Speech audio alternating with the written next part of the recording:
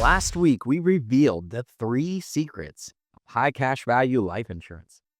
This week, why everyone is Googling life insurance for wealth and what they're getting wrong.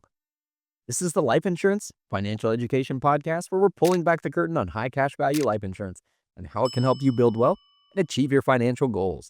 I'm your host, James Barber, your Oregon Cash Flow Pro. And I'm Carlo Vaquero with NetWell Finance. Searches for using life insurance to build wealth are up over 1,100% in the last 2 years, and that is not a typo. 1,100%. Millennials, Gen Z, even people who've never thought about life insurance before are suddenly interested. Here's the problem.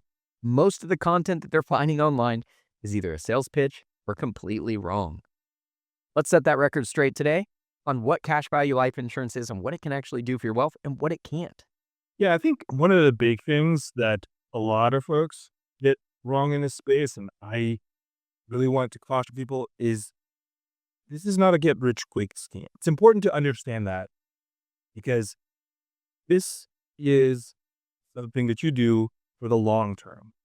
And if you can get into cash value life insurance early and give it some time to have that compound interest growth, you can have a really solid vehicle locking in gains, but it also gives you that benefit. And a lot of people do talk about this, but having that liquidity, that ability to take loans against it, it is really powerful. Like some people, I think, oversell it in the sense that it's just this key to all financial problems and you're going to be rich in a couple of years. Yeah, I remember just recently this huckster on YouTube, and I'm sure he probably was on TikTok, trying to say that he has access to this special product at Mass Mutual that can earn you 10.4% returns in a year, and he doesn't bat an eye at somebody making 25% return on investment each year.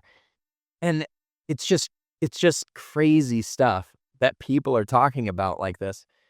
And yeah, people are going to see that and think that they can use it to get rich.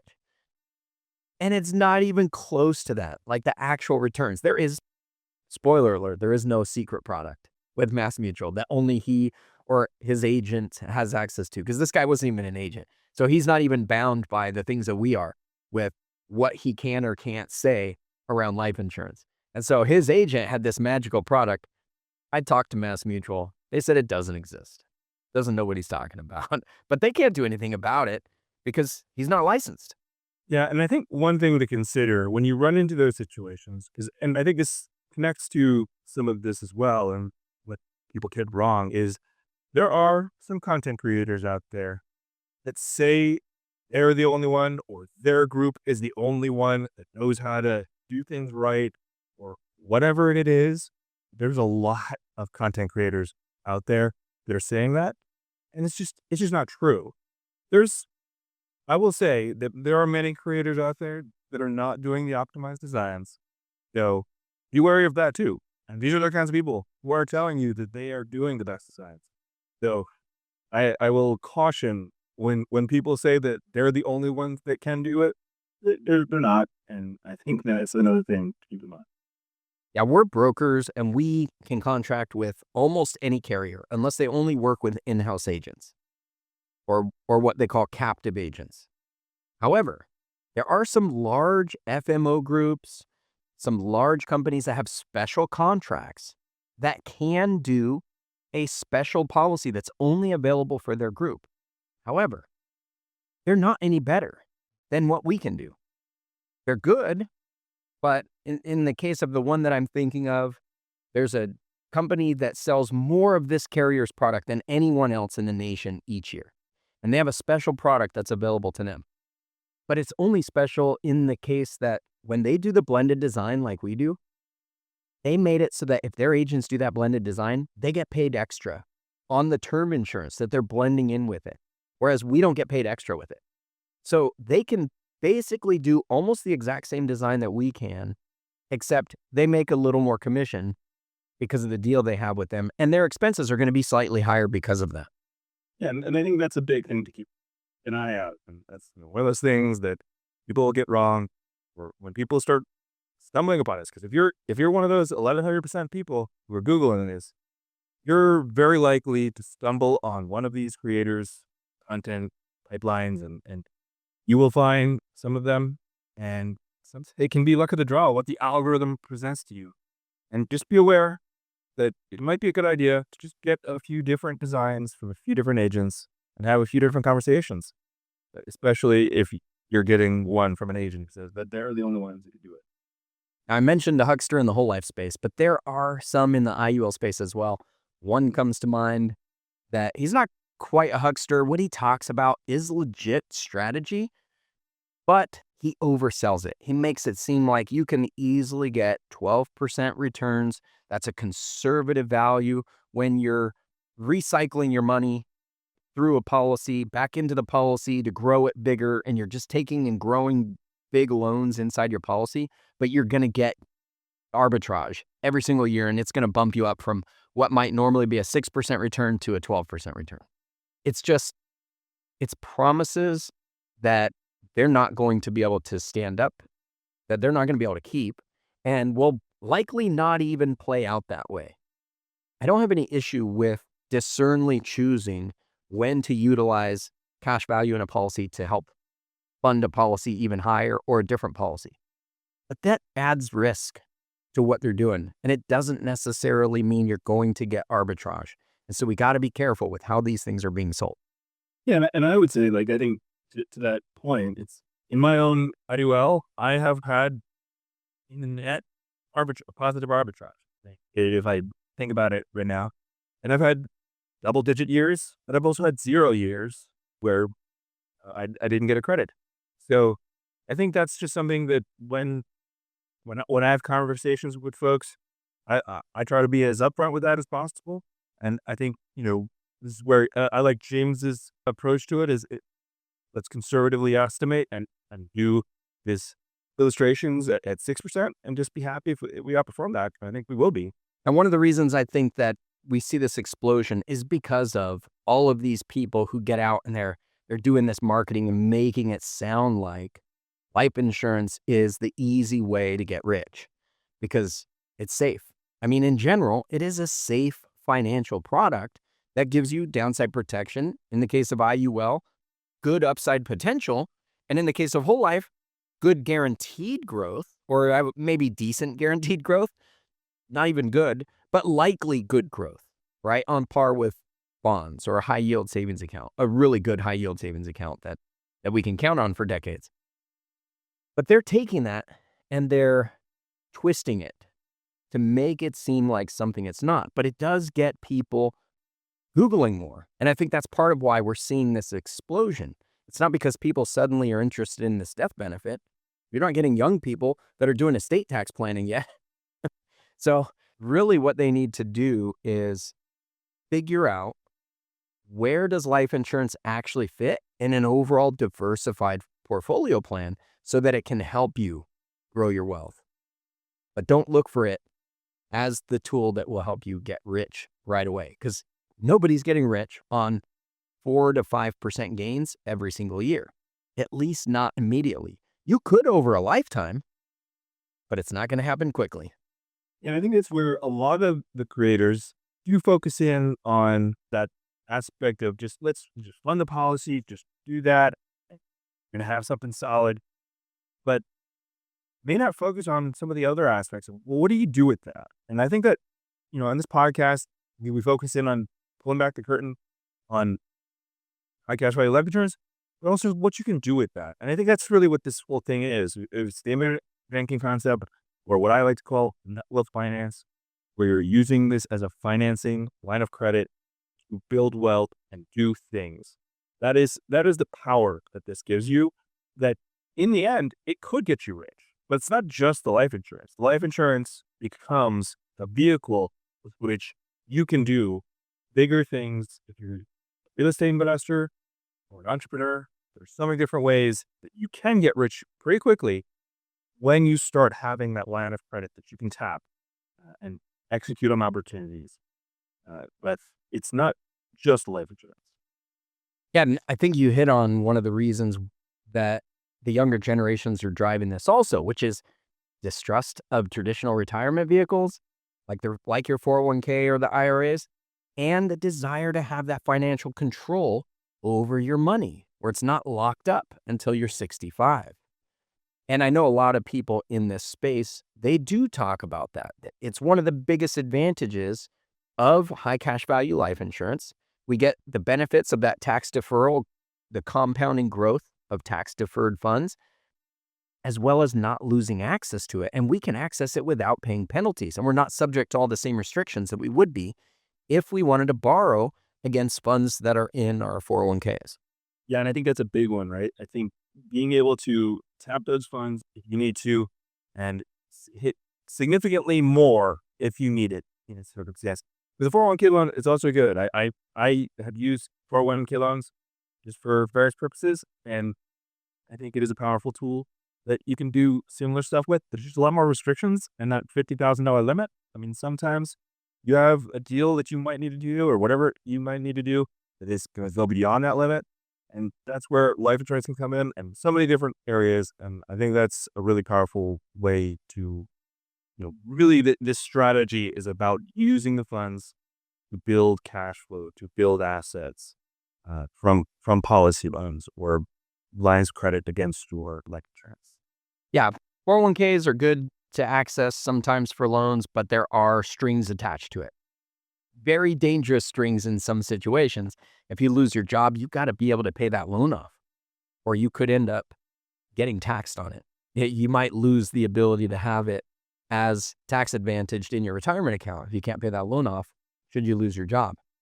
So we're not a fan of advocating for life insurance to replace your 401k, but we're definitely a fan of supplementing other retirement efforts. You want to start putting stuff away, especially young people. You want to start putting a little bit away in a bunch of different buckets, and you're going to grow those buckets throughout your lifetime so that when you do get to retirement, you have multiple buckets to choose from.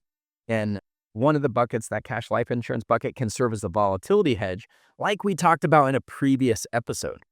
I think this is one of the things that a lot of the content creators, not all of them, but many of the content creators in the life insurance space will tell you to ditch the 401k or ditch the brokerage account or whatever it might be.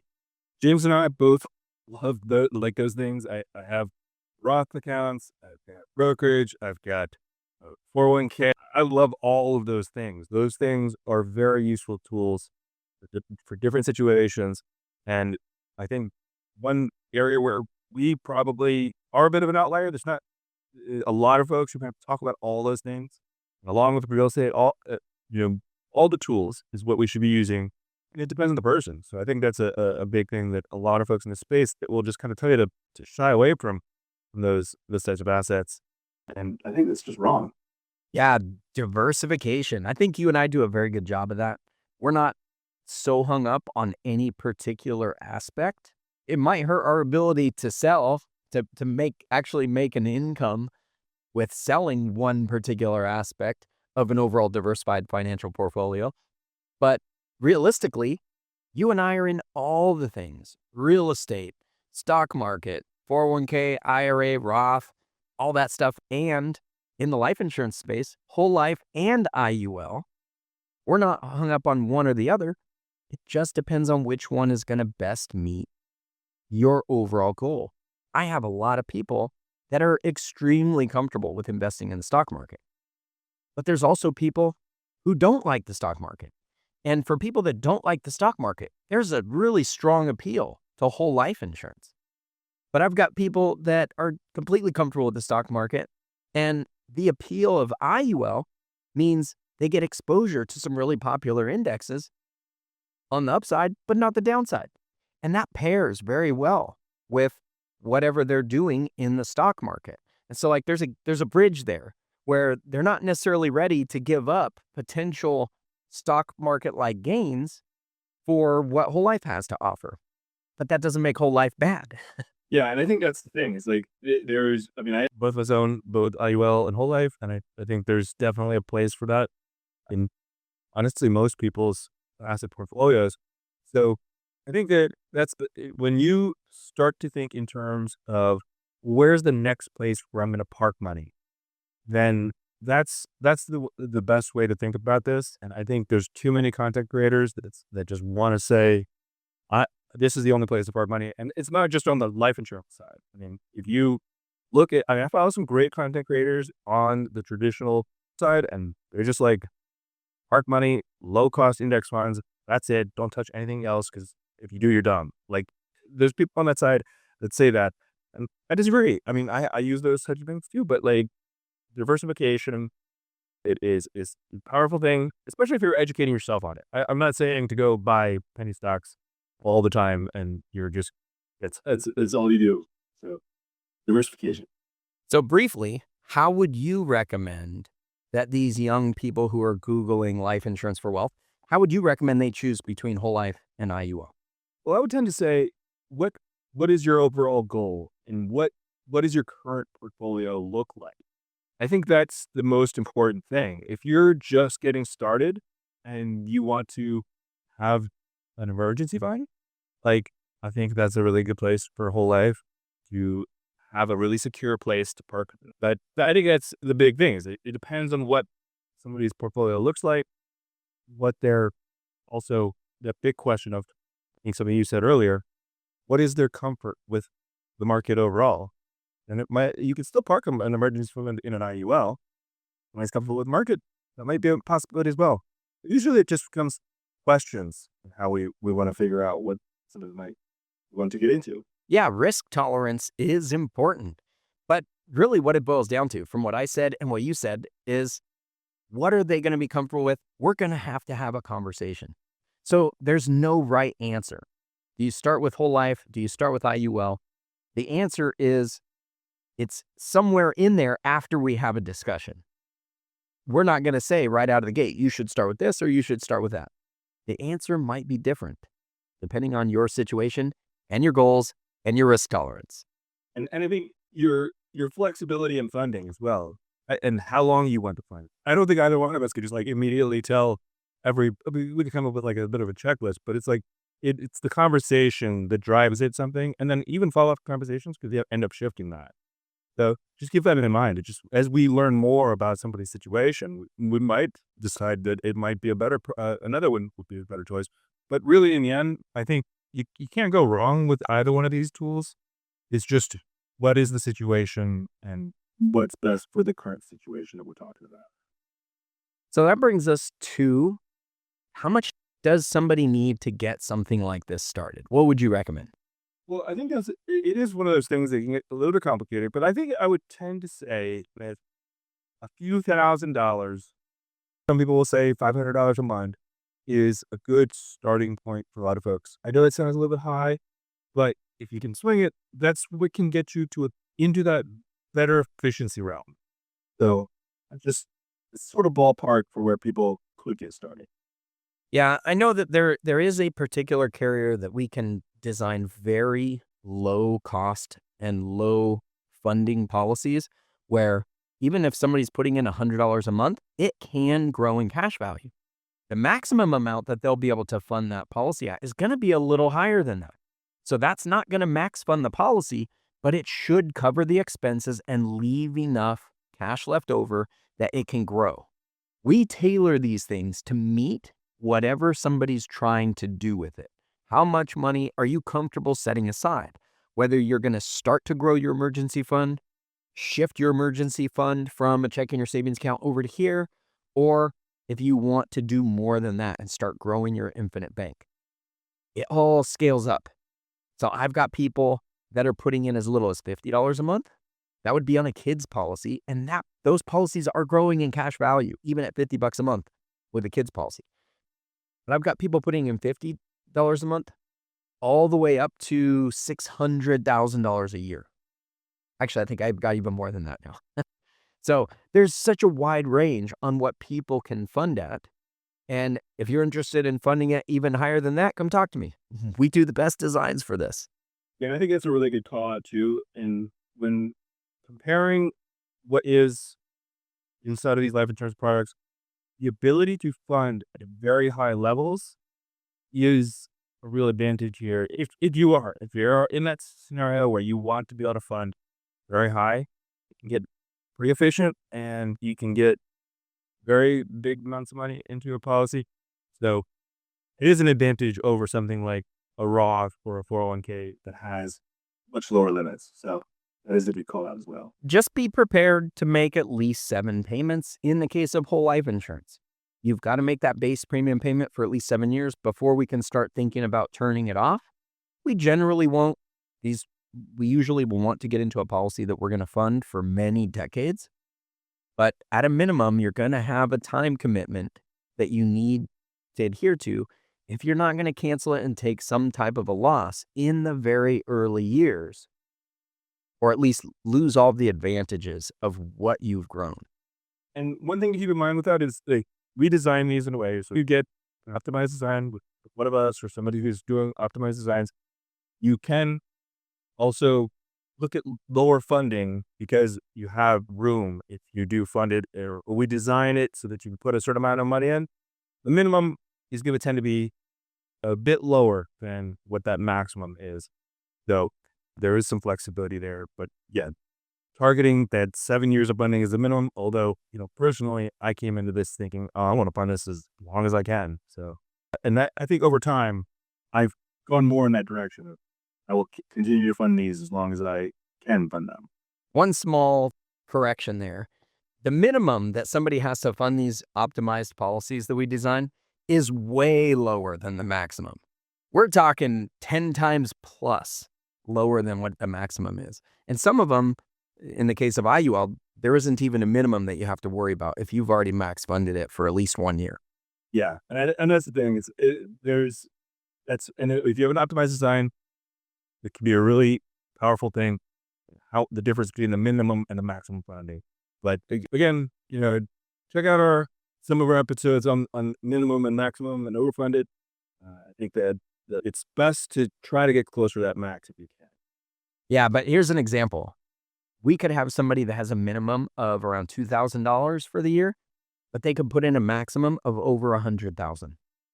So we're talking a massive range between minimum and maximum. And of course, the maximum is dependent on how much death benefit we design with it. The minimum is as well, but there are different ways that we can boost the maximum without affecting the minimum as much. So this is what we love to get into. And we talk these things on this channel. Be sure to subscribe, check out our prior videos, and tune in because we're going to keep pulling back the curtain on this high cash value life insurance so that you can learn more about what's hiding back there and how good this stuff can be. Next week, we're going to talk paid up additions, the supercharger to a whole life insurance policy. Be sure to tune in for that. Thank you for joining us this week. I'm James Barber, your Oregon Cash Flow Pro, and I'm licensed for life insurance and annuities across the country. And I'm Carlo Vaquero. You can find me at netwealthfinance.com or on YouTube at netwealthfinance, and we'll work with life insurance clients across the country as well. Take care. We'll see you next week. Amen. The next 20 seconds determine your future. Subscribe, meet with us, or continue educating yourself with these videos right over here.